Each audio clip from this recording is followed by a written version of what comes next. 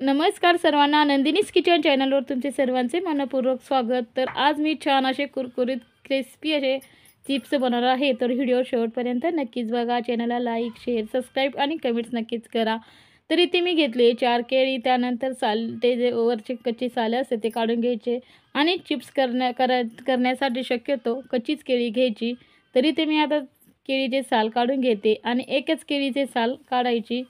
नंतर chips cut करून घ्यायचे। तरी ते घेतले मी वाटी, त्यात 1 कपभर पाणी घेतलं आणि नंतर घेतले चवीनुसार मीठ। तर मी पाणी आणि मीठ एकदम मस्त असं छान चमच्याच्या सहाऱ्याने मिक्स करून घेते।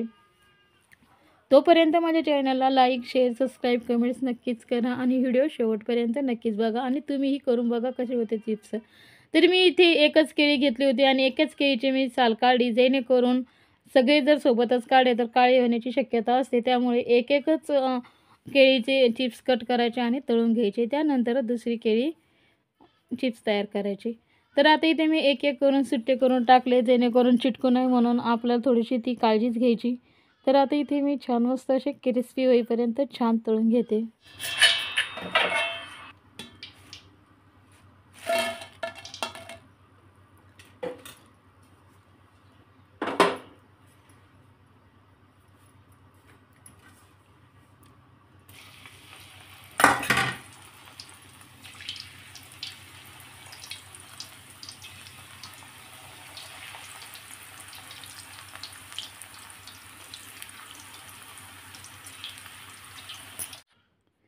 तर तुम्ही ते आवाज ऐकलाच असेल, तर कसे ताटात काढायचे नंतर छान मस्त असा आवाज आलेला आहे। तर आता मी दुसरी स्टेप घेतली आणि त्यानंतर मी चिप्स टाकून दिले आणि जे पाणी आणि मीठ एकत्र केलं होतं ते तळल्याच्या नंतर कलर बदलल्याच्या नंतर चिप्स होतं ते पाणी व मीठ एकत्र मिक्स केलेले थोडंसं काहीतरी 1 किंवा तरी ते मी आता जे आणि आणि मीठ मिश्रण करून घेतले, तर मी थोडंसं काहीतरी किंचित 1-2 थेंब टाकणार आहे।